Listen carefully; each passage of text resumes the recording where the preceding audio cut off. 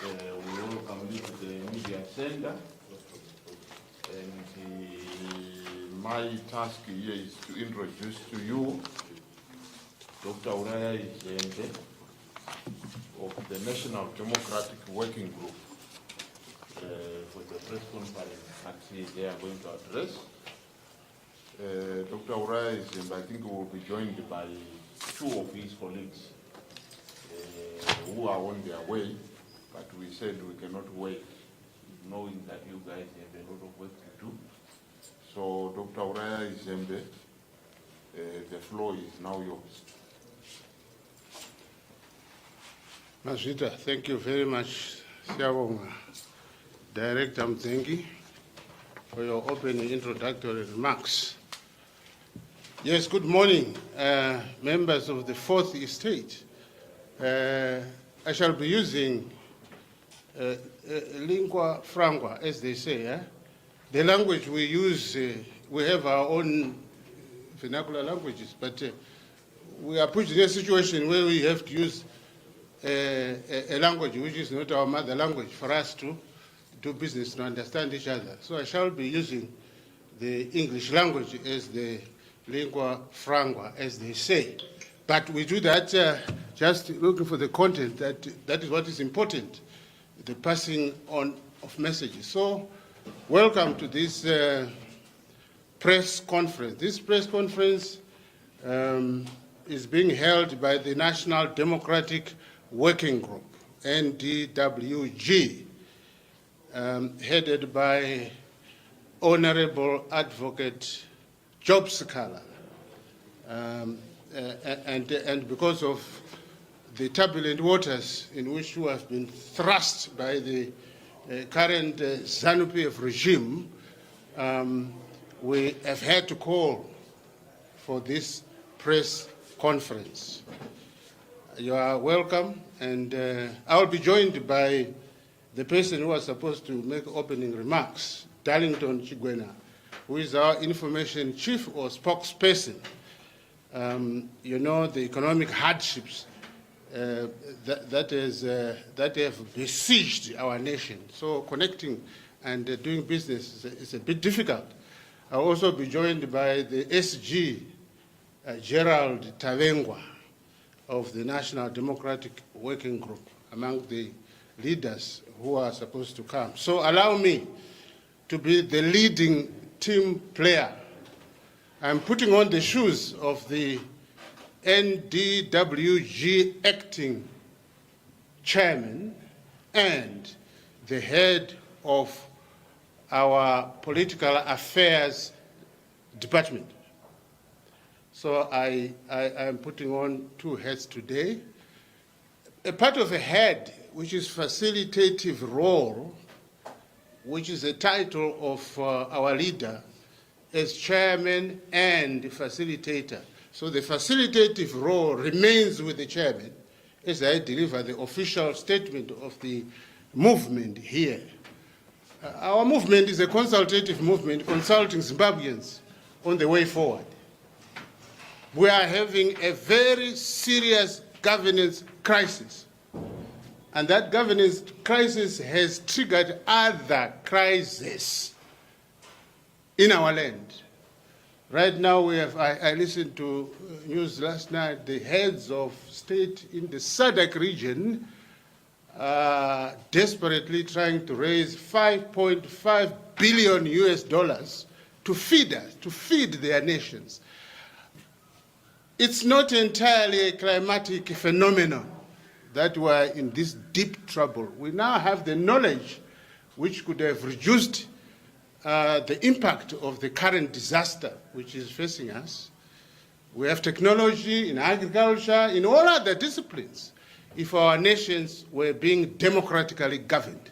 But because of the suppression of the thought process of our citizens in the region, and particularly in this country, we have had governments that have thrust us into this disaster. Well, with these few opening remarks, let me go into my delivery. You are on assignment, and we must free you to work on your stories for the delivery today. as members of the Fourth Estate. Please take notice that we are having a new style of managing our information dissemination as National Democratic Working Group. We don't want to delay you as professionals. And through professionalism, we are going to really reconstruct our nation in terms of governance systems. Allow me, therefore, ladies and gentlemen, to delve into the official statement, which is the theme of this press conference. The title, Threats Against Honorable Advocate Job Sikhala. In the light of an unjustified onslaught and calls by ZANU-PF functionaries, among them Nick Mangwana, Energy Mutodi, Sengezo Chawangu, Owen Muda Ngwe, and the ZANU-PF Varakashi destroyers, including ZANU-PF Youth League Midlands Province, who have just joined this team of players who are calling for the arrest and further persecution of the National Democratic Working Group Chairman and Facilitator Honorable Advocate Job Sikhala, following his address at the UN 16th Human Rights and Democracy Summit held in Geneva, Switzerland on 15 May 2024. It has become imperative for our NDWG consultative movement to set the record straight on this matter. The National Democratic Working Group stands in solidarity with the statement made by Honorable Advocate Job Sikhala at the United Nations Human Rights and Democracy Summit held in Geneva, Switzerland on 15 May 2024, just about 5 days ago.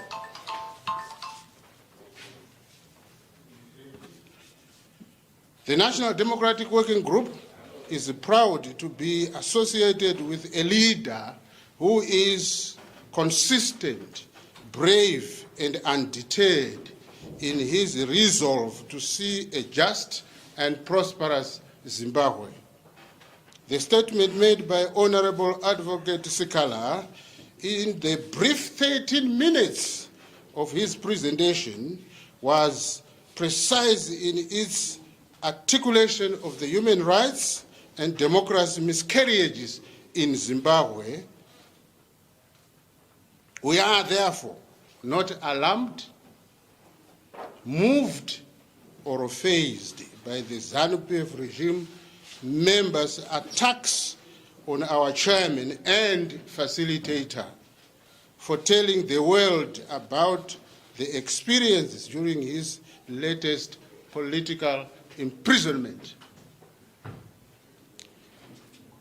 We are here to set the record straight and therefore would like to bring attention to the following issues as reminders of the importance of Advocate Sikhala's speech at the UN 16th Human Rights and Democracy Summit.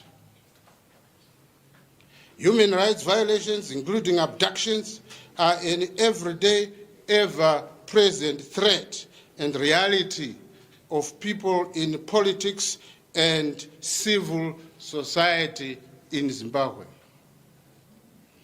The systematic intimidation can now be evidenced from the reaction of the ZANU-PF government officials with the threats of arrests and open hate speech following Honorable Advocate Job Sikhala's presentation on the Human Rights and Democracy Summit, testifies to the absence of a genuinely plural, competitive democracy anchored on the free speech in Zimbabwe.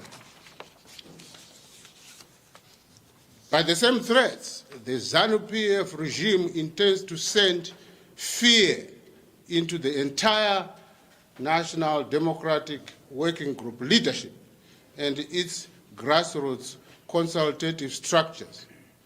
However, we are fearless. from the days of the bombing of the Daily News in Harare, the abduction of Justina Mukoko, who eventually won her abduction case in the courts, the murder of More Memories Chawira, who was shot at close range at the University of Zimbabwe in 1997 during a peaceful demonstration by students, and the murder of Batanai Hadzizi in a similar peaceful student demonstration, all speak of a heavy-handed dictatorship that is predisposed to force and abductions. Is what Honorable Advocate Job Sikhala was reaffirming at the Geneva summit. There was a reaffirmation.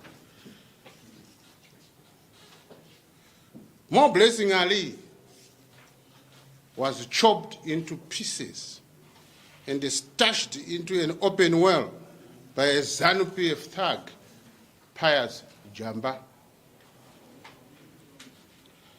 The still unknown whereabouts and the fate of Itai Dzamara resonates with a culture of abductions, as is the abduction of Tafadzwa Ngadziwore and murder of a cleric, Tafumane Masaya, in Mavuku Tafara constituency, in a by-election which saw the seat ceded to ZANU-PF in mysterious circumstances.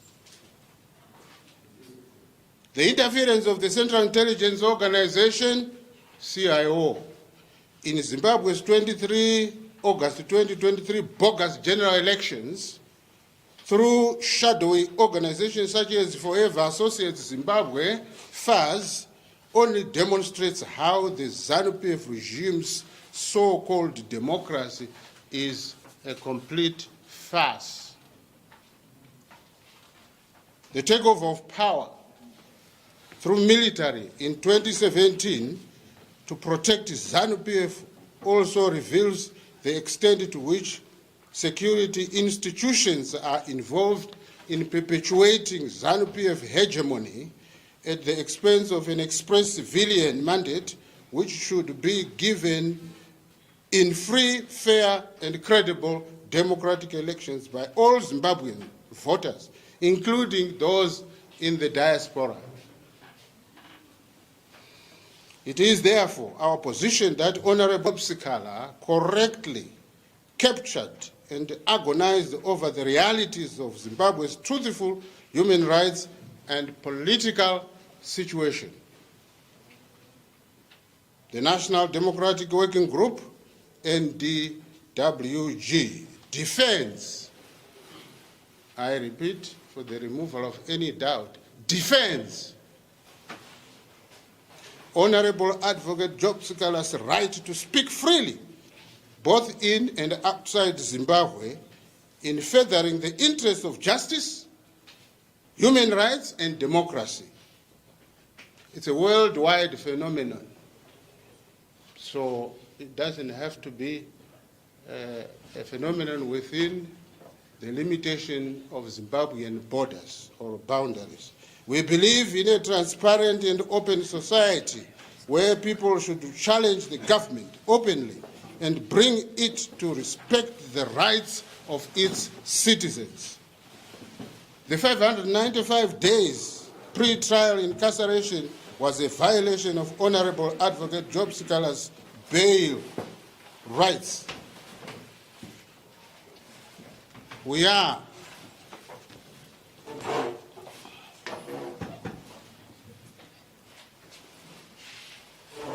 believe that the length of time Honorable Advocate Job Sikhala was imprisoned without trial was politically motivated. He was deliberately punished for standing up to the ZANU-PF regime's violation of human rights in Zimbabwe. In a country that has no respect for human rights, that does things that are extrajudicial, whose courts and overall justice system is captured, all of the things narrated by Honorable Advocate Job Sikhala happened during his political detention were not an exaggeration. Our worry, as indeed is for many Zimbabweans, is how other less prominent prisoners are treated in the appalling prison conditions.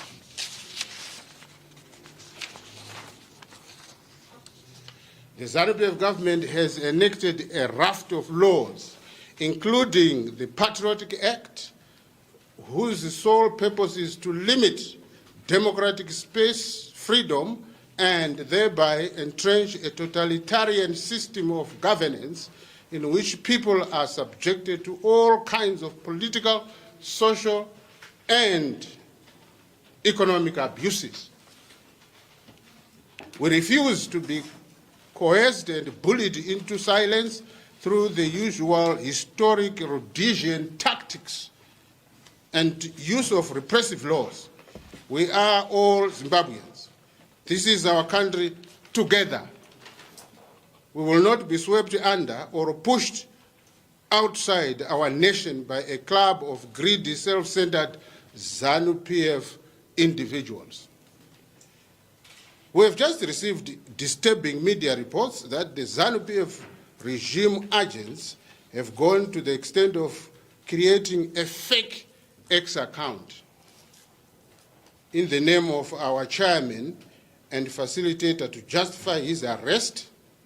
Yesterday, the bogus account called for action on 25 May 2024, attributing it to Honorable Advocate Job Sikhala, which is wholly mischievous, nonsensical, and absolute hogwash.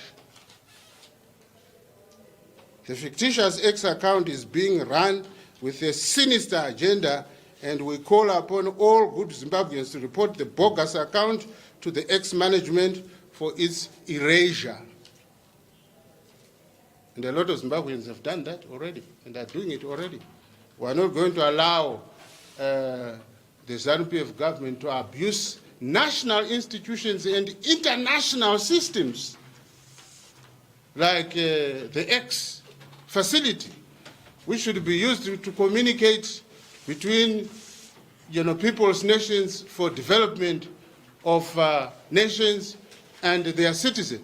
It's being used now to sabotage the activities of civic movements like the National Democratic Working Group. The National Democratic Working Group is calling upon all Zimbabweans to assert their rights as citizens and refuse to be manipulated or intimidated into silence. Lastly, Zimbabwe will be free, and the people shall govern peacefully and democratically. That's the end of the official statement. Thank you very much. Now I can see the chair of this press briefing is here with us, our information chief, Darlington Chigwena. I surrender to you to take over in opening the floor for questions. Then we can respond. I also noticed the president of our SG, Gerald Tavengwa, and the Secretary for Women Affairs, that's Muriel, yes. So, to you. Thank you so much all for attending this important event. As you have heard, I am Darlington Chigwena, the head of Communications and Information Department.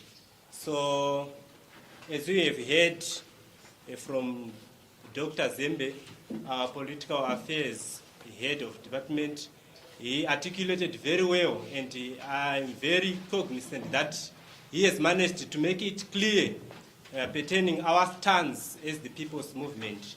At this particular juncture, I leave this floor to you all to ask some questions pertaining what he presented to you.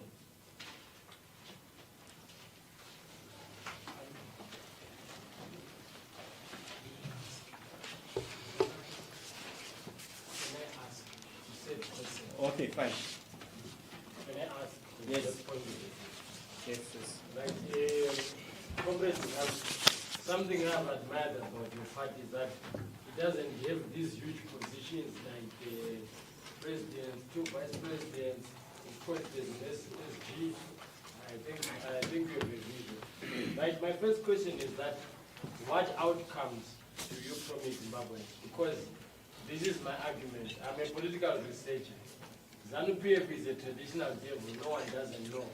But what is the new thing that God is bringing that should bring? That is the first question. And then my other question is that what is your ideology? Because I'm working on a paper which looks at DFI.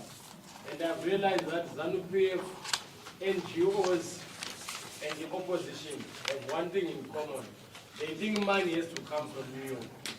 And they think that if there are no whites in the economy, there is no democracy, or there is no business. And then finally, my question is that, is the incarceration of Hon Advocate Sikhala a national issue? Because you must understand that from as early as 1959, black people were being put in jail for political reasons. Mandela was in jail, Nkomo was in jail, everyone was in jail. So I don't want a situation whereby your movement spends time hammering that Sikhala was in jail. I'm sorry, I'm not being sympathetic, but the Honorable Scola was in jail, I think, for less than 24 months. Nyakumbo was in jail for 18 years, and he didn't come out a hero. So I think there we should be very careful. Otherwise, we start to play Mandela politics. To me, which is easy. Thank you, sir. I stop there. Yes, more questions? Yeah, only Chief. So if I may ask, you just said that Zimbabwe will be free. So if I may ask, when will it be free? How will it be free? Because we have some political leaders who once uttered such statements, but right now they voted out of their parties and they are partiless. Yes? So it's your role to get a number of questions. I think the thing is, one of the Scola, when is he coming here? Okay, noted. You made mention of a bogus X account, which is actually called for actual the 25th of this month. Does Honorable or Advocate Job Sikhala have a genuine official X account? Okay, thank you. I think I can take the last 2 questions.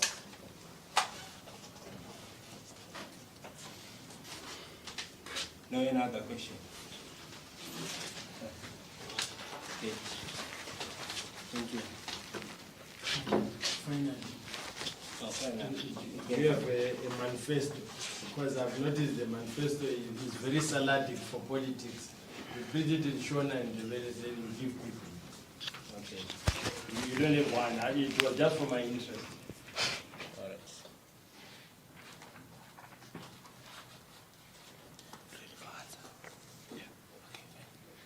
Okay, thank you for the questions. My name is Khaled Shumba. I'm the Director for Information and Communications. I'll start with the first question, which is to do with the ideology of the party. An ideology is not simply something that you write down. It's a culture that you want to develop for the country. It's a culture that has to be inherited beyond the generation that ascribes it. So the ideology of any country must be to give its citizens dignity, respect, equality, law and order, productivity. So when you address those things, you are now dealing with the fundamentals of how you create a society that functions. So any ideology that must be spoken about must be an ideology that embraces how the people are going to live, how they are going to work, how they are going to interact with their health delivery system, what their infrastructure is going to be like. Everything about us is part of an ideology that we must create as a people. So when we come to you as National Democratic Working Group, what we are saying is we need to go to the grassroots, get everyone on board. Because if we look at where we are right now, maybe 5% or 2% of the people who are Zimbabweans are benefiting from our minerals, our diamonds, our gold, our oil resources. Whatever it is, none of us here may be benefiting from them. So a proper ideology must address how people live together, work together. And the reason why we are here is because we do not have that ideology that brings everyone on board. The ideology that we have is that if somebody gets something, it's for him and his children. So that is the ideology that we must run away from as a people. That would be the first, my first response to that question. And then you also asked about results. Results will always come from a concerted action by all people working together towards an ideological framework which they all believe in. So we as a people, we believe in justice. No one here wants to be treated unjustly. No one here wants his children to starve. No one here wants to be unemployed. No one here wants to be a beggar. That also resonates with the wishes of every other Zimbabwean who is in this country and outside this country. So the result of what we are doing will be measured against how the people in Zimbabwe live. It's pathetic for our people to be running into South Africa, because in South Africa you find human beings like us with 5 senses, 2 eyes, 2 nostrils, ears. They are not super creatures. So what we really need in this Zimbabwe is to come back to our senses, find a common path which will deliver a country that is justiciable, a country that is equanimous, a country that provides the things that a human being needs to survive. So I think I would have dealt with that part of the question. Yes, let me also, with your concurrence, attend to questions number 2 and number 3. Zimbabwe will be free. The question was how. It is through the people's mass struggles. This is not a new phenomenon for us. Once upon a time, we had racial regimes occupying our space. They came in, we welcomed them because of African hospitality, and then they mistook our hospitality to be docility, and then they crafted laws and formed dictatorial military regimes in Rhodesia, and our nation rose. Firstly, it was a question of the direct concept. Let's talk to our adversaries so that we come to some sense. We don't have to destroy human life. So our forefathers sat, talked, but the racist regimes did not listen until decisions were made to confront them by this nation, elders, forefathers of this nation. And from that time to this day, our nation is embarked on a long struggle to discover democratic rule based on freeness. Kadare haparambidzwi munhu kutaura mbuya wacho atezvara muzukuru mukwasha. They speak the truth in their mind so that we get the best solutions. This is why the struggle had even to take from 1963 a military angle, and the whole nation fought. It was not a privileged group that fought. Our nation fought in very many ways. They struggled in very many ways. The struggle continues, therefore. The destination is yet to be reached, and we are adding to the spearhead of the revolution of the struggle for democracy, the struggle for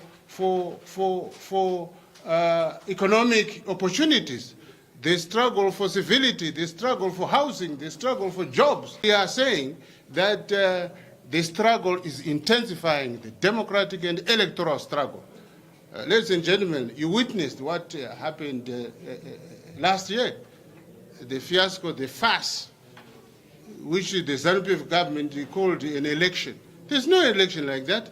We have more than 5 million citizens of this country whose right was usurped, the right to vote. The citizens, the diaspora, are supporting our nation here, our government here, because they are sending foreign currency into this land. But yet, they were not partakers in an election. And up to this day, they are banned.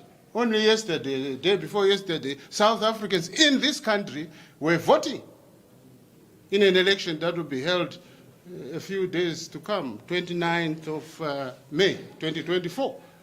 So really, freedom, freeness, democracy, democratic elections, democratic constitutional and electoral rules derived from the people of this country. Self-rule is only achieved when the citizens craft the supreme law of the land, which is called generally a constitution. Currently, we don't have a constitution from the people. This is why this nation is having a lot of problems. So, yes, the people shall govern, my brother. Let me go to the third question. Does Honorable Advocate Job Sikhala have an X account? Surely these are personal issues, and he will be able to answer you convincingly on that. But one thing is for certain, that he has rejected the bogus X account, which is bent on inciting and impersonating his character and personality. Now, in the first question, reference was made to Advocate Sikhala's name. Look, if you don't recognize the importance of an individual citizen who is a source of wisdom, a source of vision, like you yourself, then it means you are having a deep psychological contradiction in your mind. You want to respect yourself, you don't want to respect others and their rights. You have not seen the persecution of Advocate Sikhala for 595 days, from 14 June 2022 to 30 January 2024. You have not witnessed that. You think it was a joke? No, it wasn't. So, my brother, let us respect personal individual rights, and let us respect each other. That is the only way we can live as free human beings. So yes, true, Advocate Sikhala is a leader. He has been serving this nation for a long, long time. He's not a new person, he's not a new player, but let me tell you, this world has become a village thanks to the ICT gadgets. It has become a village. So he is present with us here. I wish if we had a connection, a link, he could now be answering to you, to your question convincingly. That is my answer to the third question. You can take another round. Sorry? Okay, Kutauraji? Ani? Okay, Job Sikhala is outside the borders of this country. He is receiving medical attention, among other things. It's not yet known because they are still working on his health issues. But be rest assured, he's here. I mean, I've told you that your industry has made life pleasurable by connecting us, regardless of terrestrial species, isn't it? So, that's why You have a direct link with him. Ask him. He will tell you. He will tell you. Yes, you have a direct link, don't you? Okay. There was an issue of the manifesto. Yes. Issue of a manifesto. Okay. Issue of a manifesto. We are a civic consultative movement. That is our constitution. Already is there. To consult the citizens of Zimbabwe on the way forward, because we have a serious governance crisis. We have serious problems. And therefore provide leadership by consulting Zimbabweans first of their ideas, of their sufferings, of the potential solutions. So we've just established our structures. We are a national structure. The provincial structure have been established. We are now working on the district structures, which take the boundaries of the electoral constituencies, 210 of them.